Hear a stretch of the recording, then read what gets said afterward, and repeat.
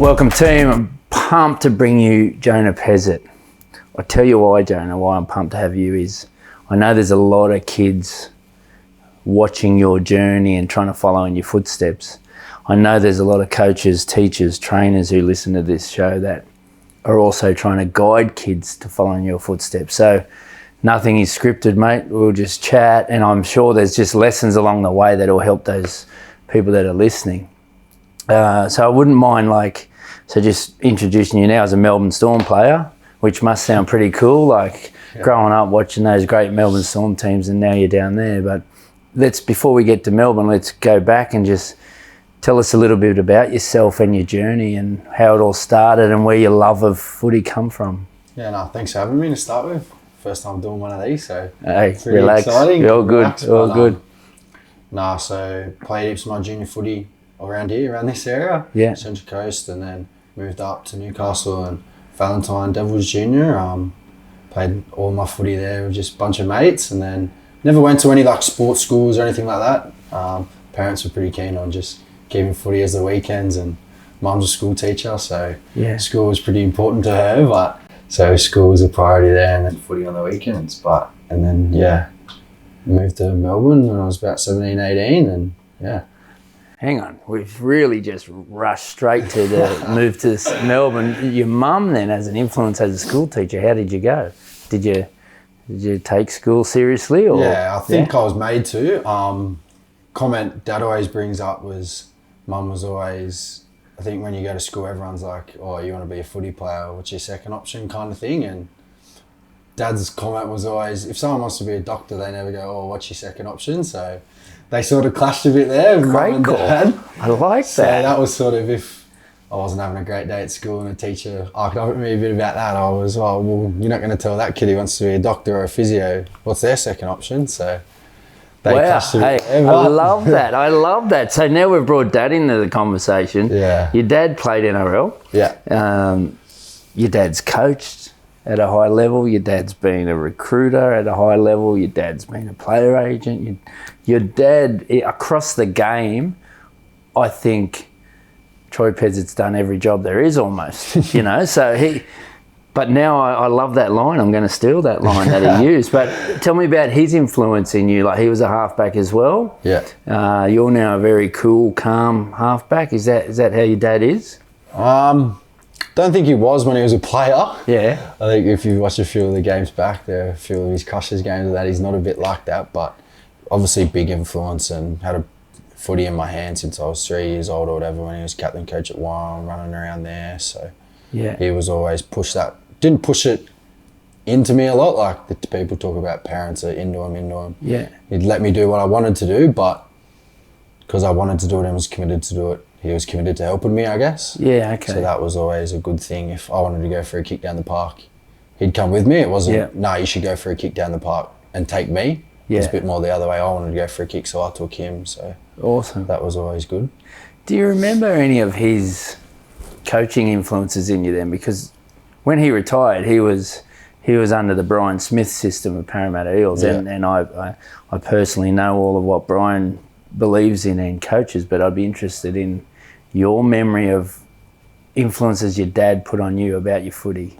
Yeah, there wasn't many at a young age. I think he never coached me as a junior. I never went anywhere near our teams. Wouldn't take me to training on Tuesdays and Thursdays. Yeah. Steered away from that as much as he could and let the other dads do it and stuff like that. Yeah. Wasn't until sort of we hit Harold Matt's age and he was sort of involved at the nights and stuff then.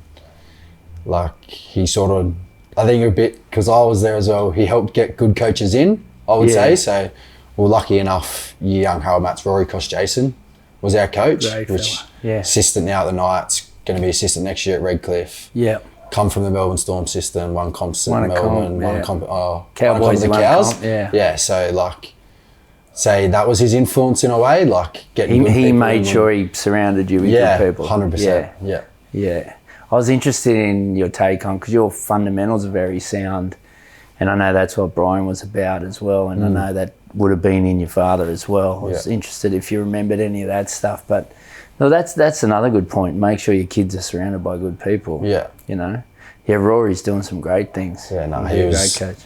Probably had, especially at that young age, was our first coach that sort of showed a bit of belief in the other side of footy. Like, I think you always, if you're touted, like, or a talented kid, but he was always about the fundamentals, the little things, like whether it be fitness or just my defense. Like, he was the first one that challenged me in my contact, which, as a half is the big thing, especially coming through now. Like, I think coming out of Melbourne, he was big on that stuff, and he knew that was going to set me up. So we were doing commandos, or we were doing shark bait at, I would have been 14 doing a halves pre-season. So had that sort of stuff drilled into me from that young age from him. So he was a massive influence, I think, at that young age. That is big. I mean, challenging you, but also you mentioned having someone believe in you. Have you got any little memories that really stick out where he actually made you believe, hey, I'm going to do this?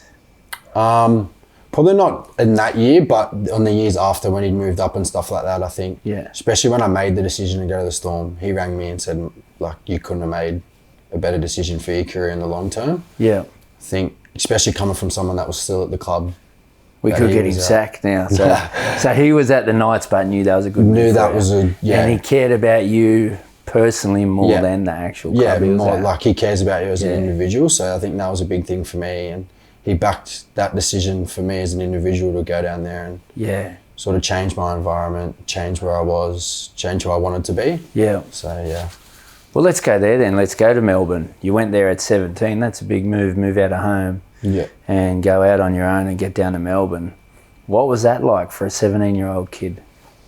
Daunting, I'd say was a word. And I think for a bit of it there, wouldn't say I didn't want to do it, but I was very scared or anxious to do it. Yeah. Move away from home, obviously move away from mum's cooking. Yeah. Stuff like that was very scary. But I think we had a meeting with Craig and Frank, and they sort of just put the belief that you'll be looked after. And there's been 3 Storm juniors to ever play for the club, so no one's from there. So I think that was the thing they built into me, was it's a family club, everyone looks after each other. Yeah. And we reap those rewards, and that's sort of why the club they are and the club we are now. So okay, so let's go there again. So you mentioned Craig Bellamy, one of the greatest, and Frank's one of the greatest in his area as well, Frank Panisi. So what was your first impression when you walked into that meeting? Who were you with? Were you with your dad? Yeah, I was with Dad, Yeah? And what was your first impression of Craig and Frank? Well, I was very nervous, to say the least. You always see the videos of bells are blowing up in the box and spraying people, but when you sit down there, it was a lot different. Yeah. And I think you learn that now as well, being there a lot more. He's not like that 24/7 as most people might think he is. But he just sat down and sort of laid out what their thoughts were on my development, or where I'm at now, or where I was at then when I was a 17-year-old kid, and what I could be in 4 or 5 years' time. Do you remember what they told you, what they saw in you? Oh, not really. I think they just liked that what we sort of said to them was about, I liked training hard and I wanted to be a Melbourne Storm player. Yeah. I think you like the toughness of the Cooper Cronks and the Billy Slaters and the Cameron Smiths and their toughness as a player, but also that they were happy for me to be the player that I wanted to be. I think that was a big thing for me, being the player that I wanted to be. I just keep listening to some of your answers, and like the Cooper Cronks, Cameron Smiths, like, were you idolising and studying them growing up, or was there anyone in particular? Or? Yeah, definitely idolised them blokes, but I think, especially being a halfback, I was thinking about this today on my way here actually. Because you knew I would ask. Yeah, sort of knew that was coming, but I think if you don't try and take parts from different players all around the game, then you're not doing it right. Like, if you just want to focus on being Cooper Cronk or being JT, it doesn't sort of work. So you've got to take things from everywhere, and like even things like James Maloney, like you might think he played in an era with those blokes, why would you want to take things off him? But I think you'll know this as well, you've never seen someone get over an error so quick than James Maloney. And like, I think personally now that is one of the best traits to have. Yeah. Whether it be as a footy player, as a bloke, any sort of kind of job, about moving on from errors quickly. Yeah. So, like, massive thing taking that from him. But then you want to have, like now, you want to have Mitch Moses kicking game. You want to have everything in Nathan's or Cam Munster's running game, things like that. So I think that's a big thing. If you don't take blokes from everywhere, then you're sort of missing it in yourself. Awesome. So have you ever worked with James Maloney personally, or you've just heard these stories? Just heard these stories and stuff like that. Yeah, right. You just watch it on the TV. Well, seeing it firsthand, I can tell you. Yeah. James Maloney, I don't know if he listens, but firsthand, like some of the times, like they were high pressure moments. There was an Origin game, the MCG, 90,000 people, and it was an intercept and gone down the field and score in that corner. Yeah. Mate, my job was to run out on the field and, hey, forget that and focus next job, all that stuff. Yeah. Mate, he was already saying it. Yeah. Like, I didn't have to say anything. He was already like, just breathe, stay calm, it's all good. Yeah. This is what we're doing next. Yeah. You know? He just had this. And then I've seen him in different clubs. I spent time with him at Roosters and at Penrith. Yeah. And in those Origin arenas where what you've heard about him is so true. Yeah. You know? He'll throw that intercept, but then he'll go down the field the next time and he'll throw the exact same pass, but it'll come off. Come off, yeah. So no, that's an awesome approach though. Like, but you did mention there Cam Munster, so I have to go there because you live day in, day out with him training. So tell me what he's taught you. He sort of taught me to do what I say, not what I do, in a way, from Cam, but he trains real hard and he's Cam Munster in a way. He just, his aura, I guess, around the club would be the right word, is just so strong. And I think he puts a lot of belief in me if I'm going to run out there next to him or if I'm going to go out and play cup or whatever it was. If start of the year when I'm taking his position because he's out, he just fills you with belief and he always says just to be you. Like, that's I think you struggle with that. I struggled with that a bit last year. If he was out, I want to be Cam, but you tried to be him. No one can be Cam. Yeah, okay. And Cam can't even be Cam half the time. Yeah, right. That's a great way to... Well, I love the bit where you said he just trains hard. Yeah. Because that brings me to probably Melbourne Storm. There's a reputation around forever and a day when Melbourne Storm, they work hard, they train hard. Probably famous stories are around their pre-seasons and their camps. These army camps, you done one of them? Yeah, did one. It took me it took to my third pre-season to do one, actually. So really? The first year, COVID, so we started late. Yeah. Second year was still COVID, and I went up for one of them like Future Blues camps. Yeah. And I caught COVID. Do you remember that? Don't I remember this? Do you remember that? Well, so I caught COVID at the camp and it set the whole NRL world into shambles. There was 24 blokes had well, I I've got my version of that. Out. Yeah, and then... So I missed the camp because it was 5 days later and I missed the army camp because I had COVID. Well, can I tell you my version of your COVID? Just because I was in your company, I get an email or a phone call from the NRL doctors saying, you can't go to work for however many days because you've been in the company of someone who had COVID. Yeah. And I had some pretty important stuff to get done and I was cursing you, mate. I was filthy. Oh, everyone was. So you got lucky and missed an army camp while I was filthy that I got banned from working just because we might have shaken each other's hand. Imagine how many blokes there would have been that were in the same position. Crazy. So you got lucky. So you've done that. You've eventually ticked it off. Yeah, started or end of last would have been 2022, I think. Yeah. And what's your take on them? Because there'd be people have different opinions of them. I mean, I've made players do them, so I'm interested your thoughts. Ours is called like the IDQ, so I don't quit, and they just you know what they're like, no sleep preservation, or, stuff like that, and they just flog you. But I think, especially being for us at the club, Hughesy's actually the only person in history that's played and never done one. There's a fun fact. But like, so if you don't feel like, I feel like if you don't do them, you don't feel a part of it in a way. Right, okay. But yeah, they're not fun at all. But like, there's no better feeling than when you're done. When you're finished. Yeah, and knowing that, because you only have to do it once as well at our joint, so knowing that you never have to do it again.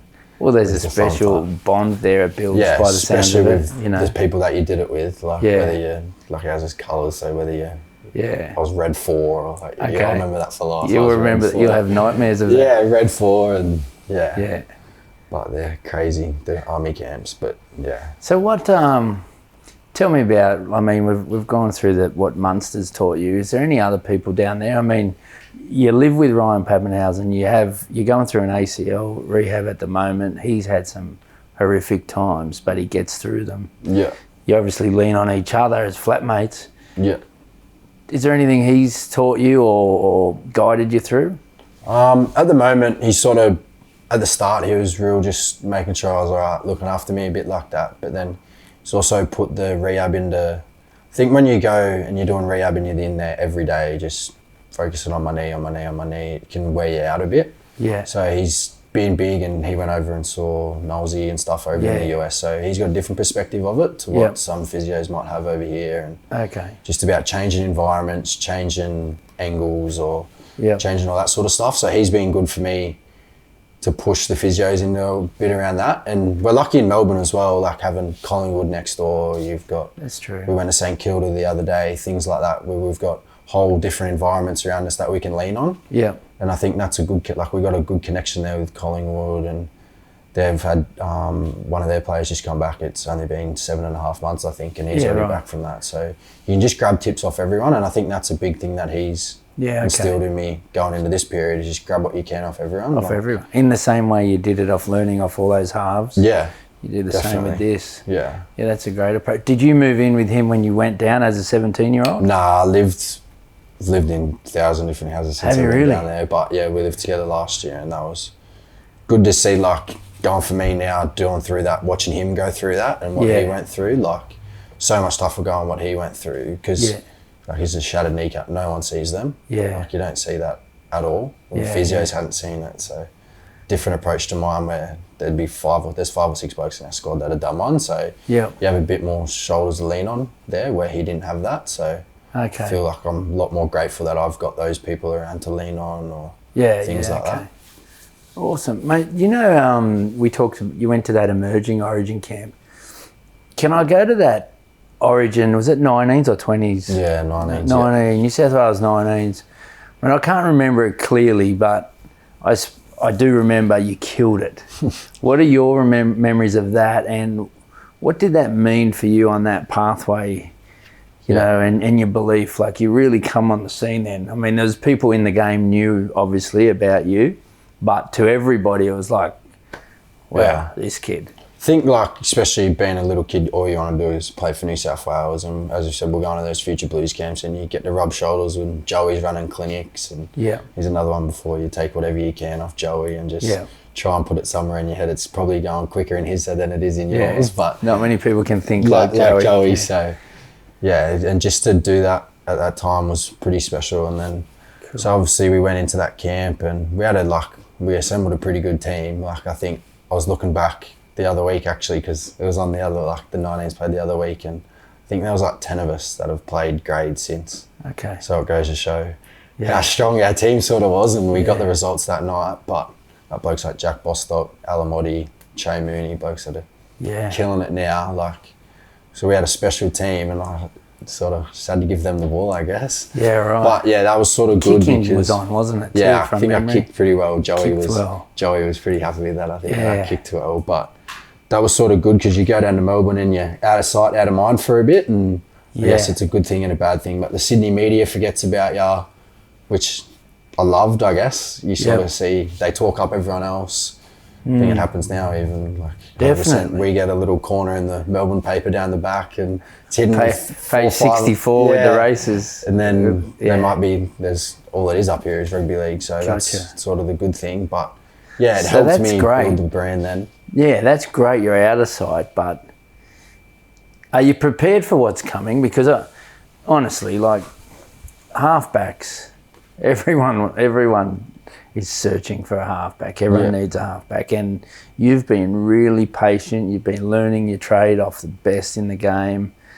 Like, I know you've enjoyed being out of sight, but are you prepared, or do you believe what I believe is going to happen for you? Or I think you always have that, like, you got to have that self-belief that you can get there, and you can rub shoulders with the likes like Nath and folks like that week in, week out. And I think the first 2 rounds were pretty important, that we got them 2 wins, and I think they were important for myself, because like, we beat Penrith and we beat the Warriors. So for me, you beat Nath and you beat Sean Johnson, who are the 2 greats that you look up to as a kid. So I think that was sort of a moment where I was like, I can do this, and I can help be a number 7 at a club. And so I think that was pretty important for me, and obviously have that belief going forward whenever that opportunity comes. And not in a rush to get there, I think, especially with this now. I said to you before, see it as an opportunity, not a setback. Yeah. So the next 9 months, use an opportunity to grow my body and grow my mind, so that whether it be in 9 months' time or whether it be in 18 months' time, that I'm ready to go when I get that opportunity. You're ready, yeah. Well, I mean, so you've had 10 NRL games already with some of the greats in a very strong club, but it's more the foundations that I have so much belief in what's coming your way. Yeah. Because you lay those foundations, you get all that stuff right. Like there's good things coming, but the halfback, that's the pressure position. So what do you love about pressure? Because you must love it. Yeah, I think pressure's a wild word in a way that it comes and goes, I think, and you think, I feel bad for Nico at the moment because I know he can ask those pressure moments and he might be struggling with them at the moment, but I think everyone sort of goes through them. Yeah. And I think Nath might have went through that at the start of his career when he couldn't ask them as well. I think listened and he missed a few field goals and stuff like that, and it's a bit like everything. The more you practice it, the better you're going to get at it. So the more pressures that thrown your way, the more you're going to thrive in it. Yeah. Stuff like that. And like you see DCE now, he kicks field goals with both feet and he's kicked a record number of them and stuff like that. So he thrives in those moments. But I think in a way it comes back to your training. Like if you're putting yourself under pressure at training every day, you'll thrive in those moments down the track. So I think that's a good thing for me. You're under pressure every day at training because you've got blokes like Nelson flying out at you. You're trying to mark the shape Cameron Munster's throwing at you, things like that. So I think in a way that's why I believe I've got that self-belief, because I know that when I'm getting these blokes throwing shape at me or he's flying out with inside pressure, it's like, whoa. So it's out not taking a backward step when I totally believe there's good things coming for you. The foundation you have is priceless. Like, really, you go back to that first meeting when you and your dad went in there, like, I know your dad, he probably would have paid them to help them coach you. Yeah. That's how priceless it was. He wouldn't have cared what they were paying you. Yeah. It wouldn't have even entered his mind. As long as they were paying you enough to live down there, he would not have cared, because the bigger moments are coming, and I know the way he thinks like that. You mentioned Nelson. What's it like training and just having, like when they throw you in that wrestling gym at Melbourne, you got to tackle Nelson? Yeah. What's that like? Yeah, funny story. So, you know shark bait? Yeah. Like, so they throw you on the mat and there's just blokes run out at you. Yeah. I think my first ever session when I got down there, I hadn't even turned 18 yet, where everyone's on the gym mats. I'm sitting out there, so everyone's gone and I've gone last, which you know is never good. You want to do your 3 or 4 in the middle, you want to do them first. Yeah. So first session, I don't know what to do. Everyone's going in front of me. Cooper Johns comes out, so that was all right. I was half thing. We wrestled for a bit, but that wasn't the best thing for me in the end because that cooked me. Yeah. And then I got Brandon Smith, boom, just comes, runs straight through me, and then I look up and it's Big Nels, and he just flattened me, and that was my welcome to Melbourne, welcome to tackling men, welcome to first grade, all of them, all wrapped in one. Nelson Sharkbait just absolutely flogging me, and he's like that, especially in them sessions when he gets a little redhead. He sees me, he goes, "Thank you, thanks for coming," and just swallowed me. But that was crazy. Well, you'll thank him one day, I'm sure. For sure. Not in that moment. So what advice have you got to the young players out there trying to make it, and then in particular, even young halves? I think the big one for me, what I said before about just grab as much as you can off anyone, whether it be coaches, teachers, watching other people play, like just try and learn as much as you can. I think even you watch Nathan or even watching Hughesy now, like the greats are never happy with what they've done. Like they always want to be better. I think even in Smithy in his last year, he talks about how he wanted to get better. Yeah. Slatsy's a big one for us when he comes in the pre-season about always getting better and always improving. So it's one big one for me. Like just watch as much footy as you can and learn as much. Yeah. I think if you can get 1% better off everyone that you meet or everyone that you talk to about footy, that's gonna set you up perfectly in the long run. Yeah, that's great advice. And any in particular halfback things, because I tell you, I love talking to guys like Freddie or Joey or Cooper. Like when they give little nuggets of gold about being a half, what's the best, like very specifically, the best advice you've been given as a half? If you think you're playing straight, play straighter. I think that's a big one. And Joey talks about playing straight a lot. People in the media, they always talk things, and that might just blow over someone's head. Think you're playing straight, play straighter. But if you can square up the defence, like this is going deep, but if you can square those blokes up and hold them up, that just creates so many more opportunities for the blokes around you. And Yeah. I think that's a big one for me, is playing straight. And Joey always talks about that, watching Isaiah Katoa last night, and he's talking about how he just plays straight and just opens up so many different things around you. Yeah, nice. And often the topic of communication comes up in a lot of leadership style talks or coaches we've had on here. I know you said you've listened to the Nathan episode and you learned some stuff from there, but there's some good coaching ones where communication is big, but in particular in your job, a halfback. Is that something you worked on or something that come naturally, or who taught you? Or wouldn't say it come naturally at all. I think it was something when I first got down there I struggled a bit. Definitely. Like, I've had a few conversations, especially with Harry, like he's the captain now, but 2 years ago he sort of pulled me aside and spoke to me about that. I think it wasn't something I was great at, in a way that you come out of those systems and you're the boss, I think. Yeah. And you come into where you're a 17-year-old kid trying to boss men. Yeah. And probably I just didn't word things right. I wasn't great at that communication style. Probably wasn't trying to get people to play for me in the way that they should. So I think he spoke to me about really taking a backward step and talking to people a lot nicer. But then Cooper always talks about you got to earn your respect. Yeah. That was probably one of the things that Cooper Cronk's taught me the most, is you got to earn your respect. So if you're not going out there and if, as we said, you're not standing in the gym, if you're not tackling else, or you're not putting your body in front, if you're not running the ball, if you're not kicking well, if you're not playing well, you're not earning the respect of the blokes around you to be able to boss them around. Yeah. I think that's the thing that Nath does the best now, is he's earned his respect. He makes his tackles. There's videos of him pumping Angus Crichton, you know what I mean? Stuff like that. He's earned his respect. Yeah. So I think that's a big one. If you don't earn your respect, then you can't communicate to those blokes in the way that you want to.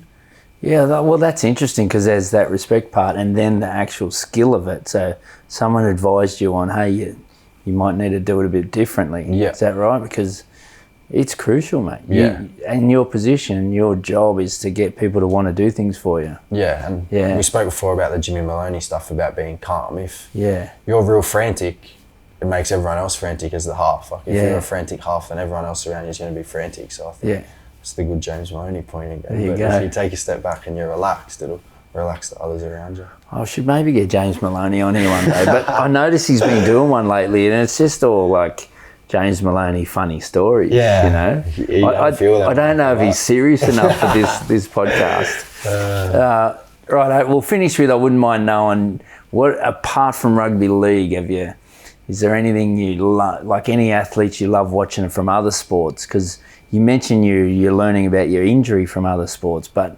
growing up, like, is there anything that comes to mind that really inspired you growing up? Men behind you. Really? I remember watching him at the Olympics. Okay. All the time. Yeah. All the time, like watching him win gold medals and stuff. That was waking up whenever you could to watch him, or whether it be you're going on an athletics carnival the next day and you wanted to watch Usain Bolt win gold everywhere. That was, I still remember them. That was pretty cool. Okay. Watching him and all them. But yeah, growing up, it was just sort of, I was just rugby league, footy. Yeah, right. Yeah. Awesome. Hey, mate, I've loved chatting to you. And I've loved following your journey from afar. Little bits to do with you here and there along the way, but just knowing your dad and knowing about you, I really like seeing what's going on, mate, and there's big things ahead for you. No, thank you. Thanks for having me on. Really appreciate it. Thanks heaps, brother.